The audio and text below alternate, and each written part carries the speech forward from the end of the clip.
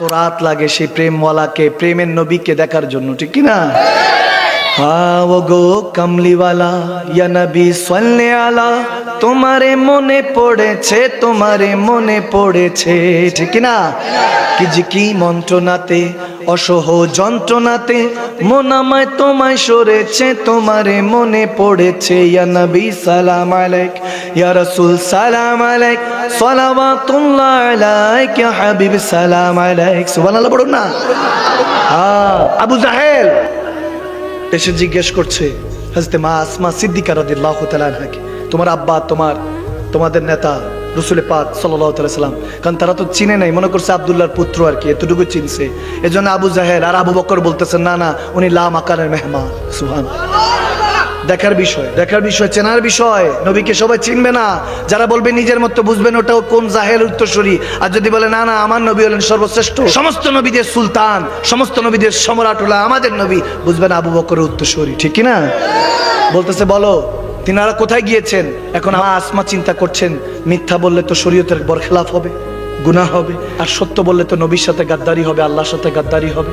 এজন্য মা আসমা সিদ্দিকা আকবরের মেয়ে ওরকম জজবা নিয়ে বলেছেন জানি বলবো না।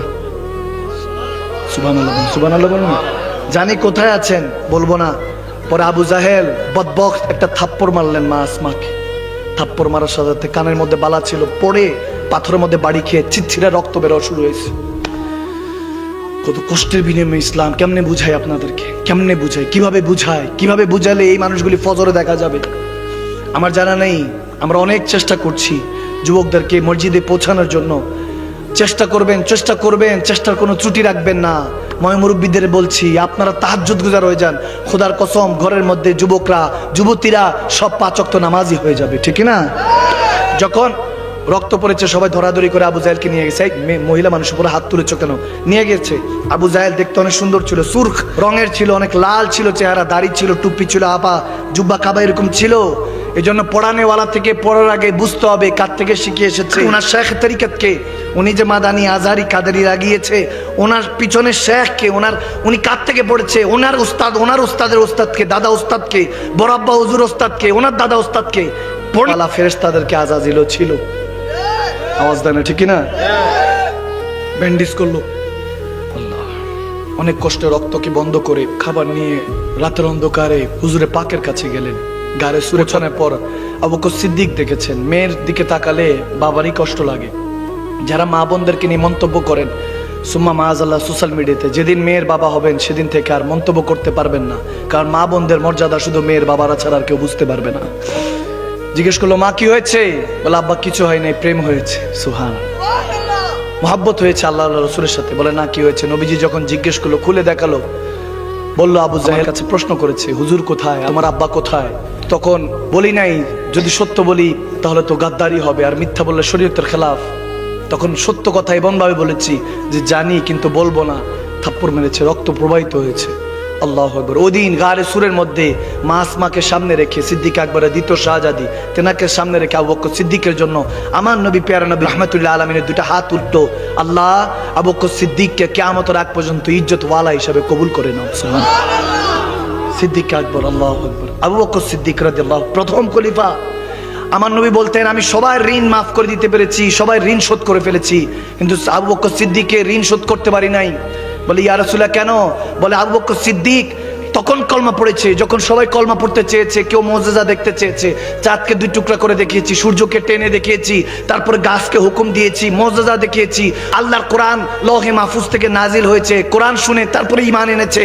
আবু বকরকে বলেছি সোড়িয়া কলমা পড়েগা, তুই কি কলমা পড়বি? সিদ্দিক আকবর বলে ইয়া রাসূলুল্লাহ আপনি বলেছেন তো পড়তে রাজি আছি। সুবহানাল্লাহ। কোনো দলিল চাই নাই, আল্লাহ কয়জন, আমি কেন পয়গাম্বর হলাম, এগুলো কোনো দলিল চাই নাই। জিজ্ঞেস করেছি কলমা পড়েছে। যখনই আমার কাছে হাদিয়া দিত 40,000 দিরহাম, এখনকার চাঁদপুর পুরো শহর কেনা যাবে এত টাকা যখন দিচ্ছে, ওনার বাবা আবু হুযায়ফা অন্ধ ছিলেন, বলে সিদ্দিক আকবর তো সবই দিয়ে দিচ্ছে, আবু বকর তো সবই দিচ্ছে, ঘরের মধ্যে কি রেখে গিয়েছে? খোটা সিক্কা, যেগুলো ফুটা সিক্কা ছিল ওগুলো বানিয়ে উপরে ছালা দিয়ে দিয়েছে, যে ওনাকে মা আসমাকে মা আয়েশাকে বলে গিয়েছে তোমার দাদা যদি বলে যে আবু বকর কি সব দিয়ে দিল আল্লাহ রাসূলের পথে, তাহলে হাত দিয়ে এটার উপরে দেখায়, অন্ধ তো বুঝবে না, দেখা এখান থেকে বাবাকেও রাজি রাখতেছে, ওদিক দিয়ে আল্লাহ রাসূলকেও রাজি রাখছে। সুবহানাল্লাহ। ওই আবু বকর সিদ্দিক, যার ক্ষেত্রে আমার নবী বলতেছে সবাই যখন কলমা পড়েছে মুজিজা আর কোরআন শুনে তারপর কলমা পড়েছে, আবু বকর শুধু আমি নবী মুস্তাফা বলেছি আল্লাহ এক, কলমা পড়বি, আমি তেনার হাবিব তেনার রাসূল, আমার আবু বকর কলমা পড়তে এক সেকেন্ডও দেরি করে নাই, সাদাতে আশহাদু আল্লা ইলাহা ইল্লাল্লাহ ওয়া আশহাদু আন্না মুহাম্মাদান আবদুহু ওয়া রাসূলুহু, আমার নবীর কলমা পড়ে মুসলমান হয়ে গিয়েছিলেন। সুবহানাল্লাহ। 3000 টাকা নিয়ে গাড়ি সুরের উদ্দেশ্যে রওনা দিয়েছেন। 3000 দিরহাম ওই সময়কার, যদি পথ খরচ লাগে সব আল্লাহ রাসূলের জন্য করবা। একদিন নবী বলতেছেন মাঝে মাঝে ভালোবাসার মধ্যে ঘাটতি দিবি, মুসলিম শরীফের হাদিস, ভালোবাসার মধ্যে মাঝে মাঝে ঘাটতি দিবা। সব সময় টানা আসা যাওয়া করলে ভালোবাসার আদর কদর থাকে না, মাঝে মাঝে ভালোবাসায় গ্যাপ দিবা। 1-2 দিন যাবা না। ফজরের সময় এটা বলছে আবু বকর সিদ্দিক নাই, 2-3 ঘন্টার জন্য গায়েব। আবু দারদা রাদিয়াল্লাহু তাআলা বর্ণিত হাদিস, তিনি পাশে বসা ছিলেন, নবীজি সবার সাথে কথা বলছেন, আবু দারদার দিকে তাকিয়ে বলতেছে আবু দারদা, আবু বকর কই? ইয়া রাসূলুল্লাহ ঘরে মনে হয়। আচ্ছা, আবার কিছুক্ষণ পরে আবু বকর কই আসেনি? আবার ইয়া রাসূলুল্লাহ ঘরে মনে হয়। আবার কথা বলছেন, কিছুক্ষণ পরে এখনো আসেনি আবু বকর। তখন আবু দারদা ইয়া রাসূলুল্লাহ আমি যাচ্ছি, দৌড়াই গেলেন, যায় সিদ্দিক আকবর আবু বকর রাদিয়াল্লাহু তাআলা, ইয়া আবু বকর ভাই আপনাকে ডাকছে, নবীজি 3 বার বলেছে, তলব করেছে। সিদ্দিক আকবর কোন রকম কাপড় টুপিটা পরে পাগড়িটা পরে দৌড় আইসা বলছে ইয়া রাসূলুল্লাহ আমার মা বাবা আপনার কদমে কুরবান। সুবহানাল্লাহ, আমার মা বাবা আপনার কদমে কুরবান ইয়া রাসূলুল্লাহ, হুকুম। বলে কোথায় গিয়েছিলি? কোথায় গিয়েছিস? ইয়া রাসূলুল্লাহ আপনি ওই যে ফজরের পরে একটা হাদিস বলেছেন মাঝে মাঝে সম্পর্কে একটু গ্যাপ দিতে হয়, একটু গ্যাপ দিলে মহব্বত বাড়ে, এই জন্য একটু। বলে এটা তো তাদের জন্য, তোর জন্য ছিল নাকি? সুবহানাল্লাহ, দুনিয়ার মানুষের জন্য। তুই বেটা কার, তুই এখানে বসে থাক, তোকে দেখলেই তো শান্তি লাগে। সুবহানাল্লাহ। তাহলে বোঝা গেল ভালোবাসার ভিতরেও ভালোবাসা থাকে কি থাকে না? আওয়াজ দেন, থাকে কি থাকে না? আদর কদর মহব্বত অনেক বড় বিষয়। মা আসমা সিদ্দিকা রাদিয়াল্লাহু তাআলা আনহা, তেনার জন্য প্রপোজাল আসলো। আবু বকর সিদ্দিক বলতেছেন মা তোমার জন্য হযরত জুবাইর রাদিয়াল্লাহু তাআলা আনহুর প্রপোজাল এসেছে, নবীজির ফুফাতো ভাই। সুবহানাল্লাহ পড়ুন না। আশারে মুবাশশারার একজন হযরত জুবাইর রাদিয়াল্লাহু তাআলা, বলে যাও হযরত জুবাইর এখন গরিব ছিলেন, উনি ফুফাতো ভাই ছিলেন নবীজির, ফুপির ছেলে। বলে ওনার প্রপোজাল এসেছে। মা আসমা বলতেছে ওনার তো একটু গরিব, একটু দিন এনে দিন খায় আর কি একটু। বলে হ্যাঁ হ্যাঁ জানি। এখন মা আসমা তেনাদের গ্লাস ধরার জন্য খাদেম আছে। সুবহানাল্লাহ। আবু বকর সিদ্দিক এত টাকা পয়সা ছিলেন, ওনাদের গ্লাস এখান থেকে এখানে আনার জন্য গোলাম থাকতো, খাদেম থাকতো। ওই সময় দাস প্রথা ছিল, কেনা বেচা ছিল গোলামদেরকে। তবে মুসলমানরা গোলামদেরকে কিনে আজাদ করে নিজেদের ভাই বোনের মতো নিজেদের সাথে রাখতেন। সুবহানাল্লাহ পড়েন না? তো তখন তো ছিল। তো মা আসমা ওই হিসাবে বলছিলেন ওনার তো একটু গরিব। তখন বলতেছে তবু সাহাবা অসম্মান করেন নাই? বলে সাহাবা। বলে হ্যাঁ আমি জানি। আবু বকর সিদ্দিক বলছেন মা আমি জানি, কিন্তু কি করব, প্রপোজালটা স্বয়ং মুস্তাফা জানের রহমত পাঠিয়েছে, হুজুরে পাক পাঠিয়েছে। তখন মা আসমার জবাব লাজবাব ছিল। বলে আব্বা তাহলে আমার কাছে কেন প্রশ্ন করছেন? আপনার উচিত ছিল আমাকে না জিজ্ঞেস করে বিয়ের ব্যবস্থা করা। সুবহানাল্লাহ। যেহেতু হুজুর পাঠিয়েছে, রসুল আরবি পাক পাঠিয়েছে, তাহলে দেরি করছেন কেন? বিয়ের ব্যবস্থা করেন। সুবহানাল্লাহ পড়েন না? বিয়ে হয়ে গেল। দেখা গেল মা আসমা জীবনে কখনো 1 গ্লাস পানি উঠিয়ে পানি পান করে নাই। উনি এখন ঘরেও খেদমত করছে। এখানে হযরত জুবাইর রাদিয়াল্লাহু তাআলা যুদ্ধে যাবে, ঘোড়ার লাগামও ঠিক করছে, এটা ঠিক করছে, ওটা ঠিক করছে, ঘোড়াকে খাবার দিচ্ছে, আবার দৌড়ায় ঘরে যায়, আবার বাইরে খেদমত করে। আবু বকর সিদ্দিক একদিন দেখে ফেললেন, মেয়ে তো, বাবার কষ্ট লেগে গেল। এখন দৌড়ায় রসুলের পাকের কাছে আসলেন, জামাতার কাছে, হযরত জুবাইরের কাছেও গেলেন না, হুজুরের পাকের কাছে এসে বলছে ইয়া রাসূলুল্লাহ, ইয়া হাবিবাল্লাহ, আমার মা বাবা কোরবান, আকা যদি একটু ব্যবস্থা বলতেন, একটা যদি ইজাজত নিতে এসেছি আপনার কাছ থেকে। আমার মেয়েটা অনেক কষ্ট করে, বাইরে ভিতরে দোনোদিকে খেয়াল রাখতে হয়। আল্লাহু আকবার। এখানে বাগিনীদের পরিচয় এসেছে। মা বোনরা কিরকম খাদেম হতে হবে, স্বামীর ওয়াফাদার হতে হবে, কারণ আরশের মালিক জান্নাতটা টান দিয়ে আপনার স্বামীর কদমে রেখে দিয়েছে, ঠিক কি না? চোখে চোখ রেখে কথা বলা যাবে না, কোথায় ছিলেন, কি করেছেন, এটা লাগবে ওটা লাগবে। স্বামী যা বলবে তা শুনবেন। খোদার কসম করে বলছি, নবীজি বারবার বলেছেন আল্লাহর পরে যদি কাউকে সেজদা দেওয়ার হুকুম হতো, প্রত্যেক স্ত্রীকে স্বামীকে সেজদা দেওয়ার হুকুম হতো। এখন সেজদা পাওয়ার মালিক আল্লাহ, কিন্তু হুকুম অনুযায়ী বোঝা গেল ওই সেজদা না আসলো। স্বামীরা দামি না কম দামি? আওয়াজ দেন, স্বামীরা দামি না কম দামি? ওখানে মধ্যে তখন ওই স্ত্রীদের থেকে, রেহেমের থেকে হযরত বাইজিদ বোস্তামি, জুনায়েদ বাগদাদি, জামানার কুতুবরা বের হয়। সুবহানাল্লাহ পড়বেন না? আমার আম্মা হুজুর কেবলাকে কখনো দেখিনি আমার আব্বা হুজুরের চোখে চোখ রেখে কথা বলতে। এখন বলতে পারেন হুজুর ওনারা তো অনেক বড় আল্লাহর ওলি ছিলেন, আওলাদে রাসূল, তো খেদমত তো করবে না, খেদমতে খোদা মিলে এগুলো তো শিখেছেন ওনারা। শিখে ওই আমার নানা জান কেবলা এগুলো শিখিয়েছেন, হয়তোবা আমার নানি জান ওনারা হয়তোবা শিখিয়েছেন, এজন্য আমার আম্মা এরকম হয়েছে। এগুলো শিখাতে হয়। আমার ওয়াইফ, স্ত্রী, তিনি কখনো আমার সাথে আবদার করে না, কখনো কোনো কথার মধ্যে দ্বিমত পোষণ করে না। যাওয়ার আগে, আসার আগে ওনাকে বলে আসি, বাঁচলে গাজী মরলে শহীদ। প্রথম প্রথম নারাজ হইতেন, এগুলো কি বলেন হুজুর, এগুলো বললেন না। যখন বুঝিয়ে দিয়েছি মুসলমান পয়দা হওয়ার সাথে সাথে তার মাথার মধ্যে ঢুকে যায়, এমন ভাবে বাঁচতে হবে যাতে আল্লাহ রাসূল খুশি থাকে, বাঁচলে গাজী মরলে শহীদ, ঠিক না? এমন ভাবে জীবন গঠন করতে হবে। যখন বুঝিয়ে দিয়েছে এখন মুস্কি হাসি দেয়, আলহামদুলিল্লাহ, ওটা আমার জন্য সোয়াবের অংশ হয়ে যায়। আমিও সোয়াবের অংশ নিয়ে ঘর থেকে ফিরি।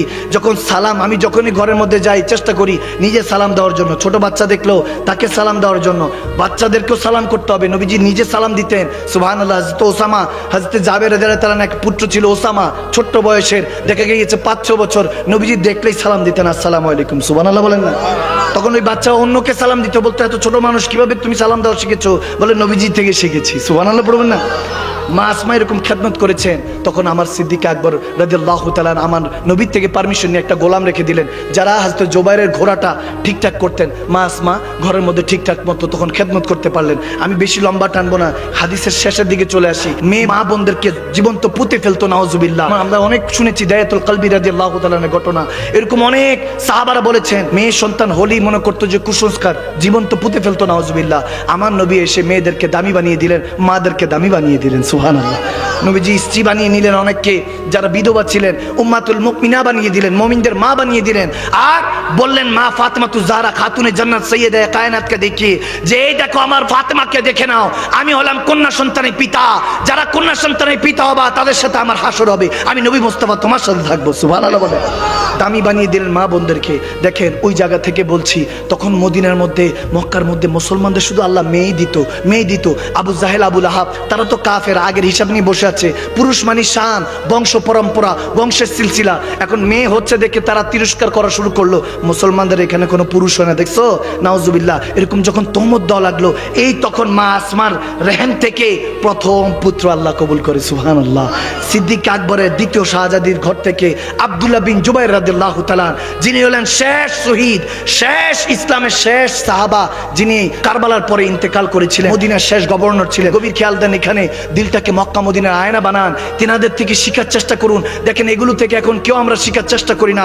আম্মার বিন ইয়াসির রাদিয়াল্লাহু তাআলা বললে এখন কেউ বুঝবেও না তিনি কে ছিলেন। তিনি 6 নম্বর সাহাবা ছিলেন, আমার নবীর হাতে 6 নম্বর কলমা পড়েছেন। হযরত ওমরের আগের কথা বলছি, যেনার নাম আম্মার বিন ইয়াসির, যেনার আম্মা জান ছিলেন উম্মে সুমাইয়া, প্রথম শহীদা, যেনার আব্বা জান ছিলেন হযরত ইয়াসির রাদিয়াল্লাহু তাআলা, প্রথম শহীদ, যেনার ভাই প্রথম শহীদ, যেনার কারণে জান বাঁচানো ক্ষেত্রে মিথ্যা বলা জায়েজ এসেছে, সে আম্মার বিন ইয়াসির। আমরা জানি না, যেনার উপরে আমাদেরকে যখন ঈমান আল্লাহ দেয়, দিলের মধ্যে মনের মধ্যে ঈমান দেয়। আর হযরত আম্মার জন্য নবীজি দোয়া করেছিলেন, যখন অত্যাচার করতেছে তেনার উপরে, তখন ওনার মুখ দিয়ে ফসকে বের হয়ে গিয়েছে, তোমরা সত্য আমরা মিথ্যা। তখন একটা পর্যায়ে বলে সবাই ইয়া রাসূলুল্লাহ, আম্মার বিন ইয়াসির 8 বছরের বাচ্চা, বলে সে মুখ দিয়ে কুফরি কথা বলে ফেলেছে, নাউজুবিল্লাহ। তখন আমার নবী বলে না, আম্মার কখনো মিথ্যা বলতে পারে না, তার জন্য দোয়া চেয়েছেন।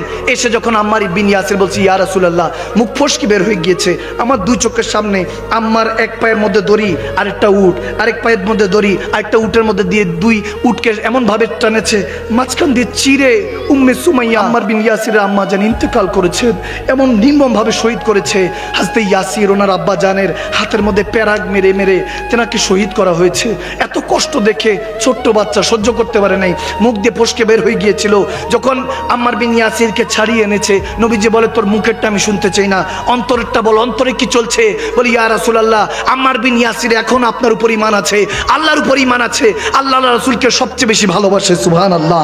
আমার নবী রাহমাতুল্লাহ আলামিন তার জন্য দোয়া করেছেন, আল্লাহ আম্মারের জুবানকে তুমি শয়তানের ধোঁকা থেকে হেফাজত করো। আল্লাহ যখন নবীজির দোয়া শুনে ঈমান নাজিল করলেন, আম্মার বিন ইয়াসিরের রক্তের মধ্যে, হাড্ডির মধ্যে আল্লাহ ঈমান নাজিল করেছে, সুবহানাল্লাহ। রক্ত হাড্ডির মধ্যে 94 বয়সে তিনি শহীদ হয়েছেন, মাঠে গিয়ে, যুদ্ধের ময়দানে গিয়ে। এমন ঈমানদার ছিলেন।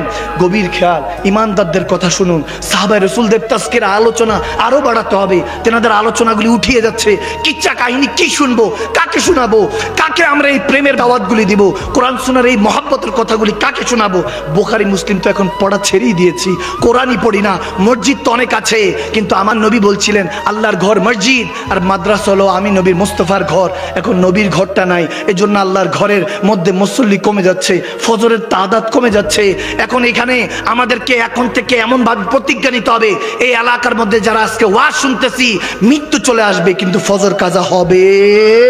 আর দেয় না কেন, ফজর কাজা হবে না। এমন ভাবে ইমান কায়েম করতে হবে। যখন আমার নবী ওই জামানার মধ্যে যখন পুরুষ হচ্ছিল না, ছেলে পয়দা হচ্ছিল না, তখন হজরতে ওই যে বললাম মা আসমা সিদ্দিকা, তেনার ঘরে আল্লাহ একটা পুত্র সন্তান দিলেন। দৌড়ায়া মক্কাবাসীকে দেখাচ্ছে, দেখো মক্কাবাসী, আমার নবীকে তোমরা বলছো যে এখানে মধ্যে মুসলমানদের সন্তান হয় না, ছেলে সন্তান হয় না, দেখো আল্লাহ ছেলে সন্তান দিয়ে দিয়েছে। নবীও শানওয়ালা, নবীর গোলামরাও শানওয়ালা। সুবহানাল্লাহ। দেখাচ্ছে মাত্র প্রসব হয়েছে, এটা নিয়ে দেখাচ্ছে। আমাদের মা বোনরা তো প্রসব বলেই দেখা যায় সেন্সলেস হয়ে যায়। তেনারা কেমন ইমানদার ছিলেন, প্রসব হওয়ার পরে ওই অবস্থা নাকি মুখের মধ্যে ঢাকনা দিয়ে সবাইকে দেখাচ্ছে।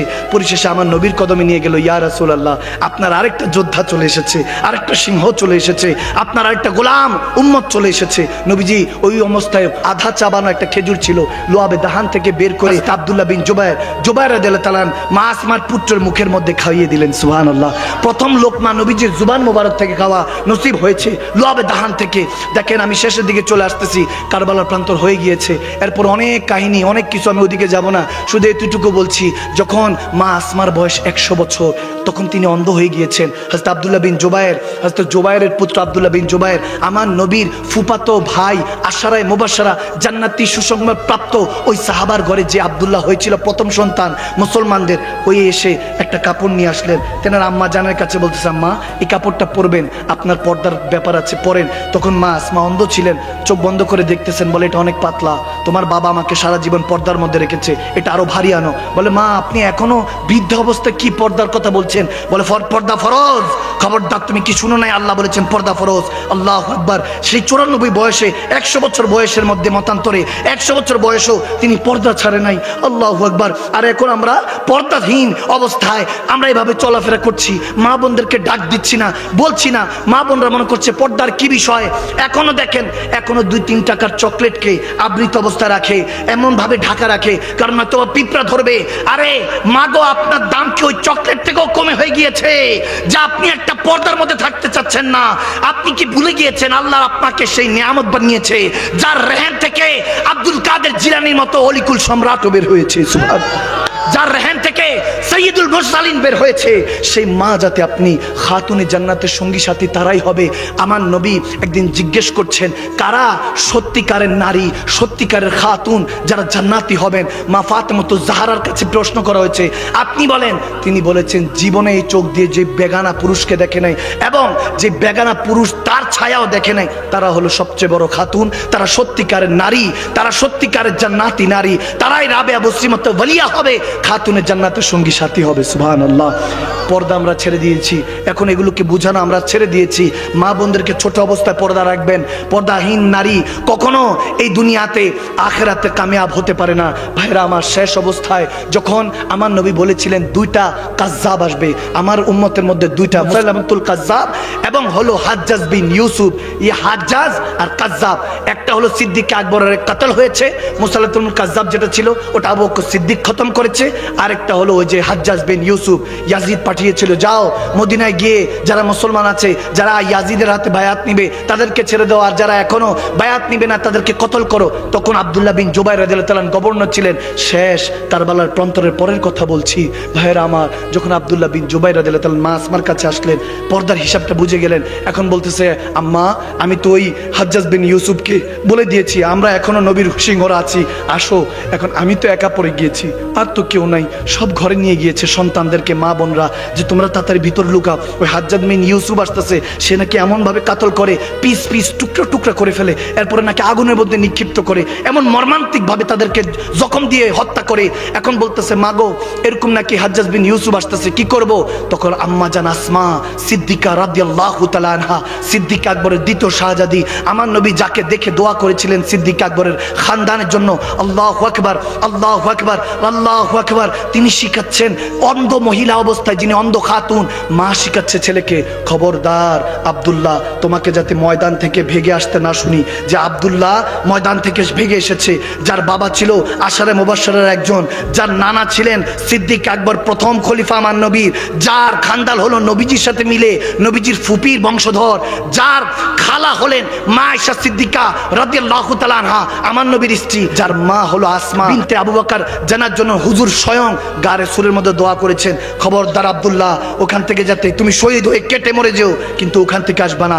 মার কথা শুনে স্পিড পেলেন, দাঁড়িয়ে গেলেন, বলে আম্মা একা হলে একাই যাচ্ছি, দোয়া করো, কিন্তু মা আমার লাশটাও মনে তুমি দেখতে পারবা না, মাগো আমাকে মনে হয় টুকরো টুকরো করে ফেলবে। এই হাজ্জাজ বিন ইউসুফ নাকি এত কষ্ট দিয়ে ইন্তেকাল করে, মেরে ফেলে যে কোনো খবরই থাকে না, টুকরো টুকরো করে ফেলবে।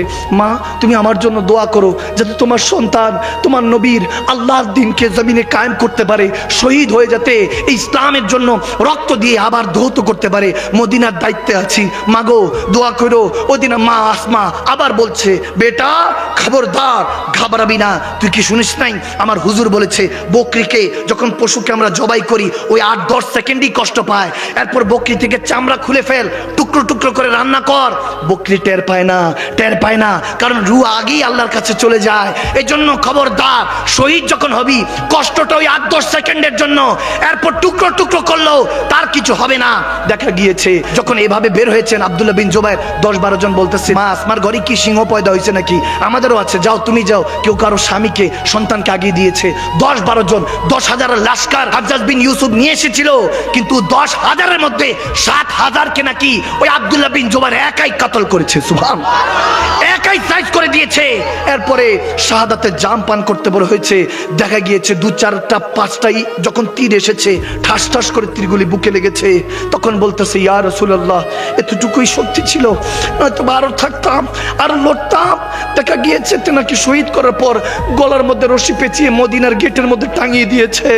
4 দিন পর্যন্ত ভাইয়ের আবার লাশটা ঝুলতেছিল। যাকে দেখে আমাদের মুসলমানদের ঈমান এসেছিল, যেই আমার নবীর শানে যখন কাফেররা কষ্ট দিচ্ছিল, এই সে আব্দুল্লাহ ইবনে জুবাইর ঝুলে আছে, যিনি প্রথম মুসলমান আওলাদ, পুরুষ হয়ে জন্ম নিয়ে মুসলমানদের ঈমানের মধ্যে বরকত পাঠিয়েছিলেন, তিনি ঝুলে আছে। সবাই তাকিয়ে দেখছে, ভিড় হয়ে গিয়েছে। আব্দুল্লাহ বিন ওমর রাদিয়াল্লাহু তাআলা, আবার হযরত ওমরের বড় সাহেবজাদা, তিনি ওই সামনে গেলেন, গিয়ে দেখে বলতেছেন, দেখো আমার নবী শানওয়ালা এখনো উপরের মধ্যে শান নিয়ে আছে, দেখো 4 দিন পর তো পচা গন্ধ বাড়ার কথা, এখনো খুশবু নেওয়ার জন্য সবাই দাঁড়িয়ে আছে, যে মেশক আম্বরের খুশবু আসতেছে। ওই লাশ মোবারক ওই জিসম থেকে আসবে না কেন? কারণ তার প্রথম লুকমা তো আমার নবী জুবান থেকে নিয়েছিল। সুবহানাল্লাহ, সে লোকমা দুনিয়ার কোনো কিছু থেকে আসে নাই, ওই জুবানে মুস্তাফা থেকে তার লোকমা পড়েছে। জিসমে পাক থেকে মেশক আম্বর আসতেছে, যাদের ক্ষেত্রে লাকাদ রাদিয়াল্লাহু আনিল মুমিনিনা ইয ইউবায়নাকা তাহতা শাজার, আল্লাহ যাদের উপর রাজি, তারা কিভাবে শয়তান তাদেরকে পরাস্ত করবে। ওদিন আম্মা জান মা আসমার কাছে হাজ্জাজ বিন ইউসুফ আসলো, এসে বলতেছে, দেখো তোমার ছেলেকে টাঙিয়ে দিয়েছি, 4 দিন ধরে লাশ ঝুলতেছে। মা আসমা চোখের পানি ছাড়ে নাই, বলতেছে, কি মনে করো যে আমার ছেলে জিতে গিয়েছে, হেরে গিয়েছে? না না, আমার ছেলে হারেও নাই, জিতে নাই। তুই তো আমার ছেলের একটা দুনিয়া বরবাদ করেছিস। আমার ছেলে একা তোর মতো কায্যাবদেরকে হাজার আখিরাত বরবাদ করে দিয়েছে। হাজার দুনিয়া যেটা অনন্তকাল সেটা বরবাদ করে দিয়েছে। তুই তো আমার ছেলের কয়েকটা সেকেন্ড মুহূর্ত বরবাদ করেছিস। দেখ আমার পুত্র, আমার শাহজাদা সিদ্দিক আকবরের শান এখনো ঝুলছে, শেষ শহীদ শানওয়ালা ভাবে চলে গিয়েছে। ভাইরা আমার, এই দাগা দ্বারা, এই হাদিসে পাকগুলি দ্বারা এটা বুঝতে পারি, জিন্দেগি যতবারই বড় হোক, যতক্ষণ আপনার পকেটে টাকা আছে, ফুলুস আছে, আপনার নামে মিছিল হবে, জুলুস হবে। টাকা শেষ, ফুলুস শেষ, জুলুস শেষ হয়ে যাবে। এই দুনিয়াকে যতক্ষণ পর্যন্ত আপনি আবাদ করতে পারবেন না, খোদার ইজ্জতের কসম, যতই আপনি দুনিয়াদারি করেন কেউ আপনাকে সম্মান করবে না। খোদার কসম, আপনি 1450 বছর ধরে উঠিয়ে দেখেন আজকে কত মানুষ মারা যায়, কারো কথা হয় না। 1450 বছর ধরেও আবু বকর, ওমর, ওসমান, হায়দারের কথা কোথাও না কোথাও গলিতে গলিতে চলছে। কেন? তারা আল্লাহ রাসূলকে মেনেছে, বিলিসান নয়, তাসদিকু বিল কলব, অন্তর থেকে মেনেছে। যারা অন্তর থেকে মানে তারা মরেও জিন্দা থাকে, চোখ বন্ধ থাকে, কিন্তু আরশে মুআল্লা দেখতে পায়। সুবহান আল্লাহ।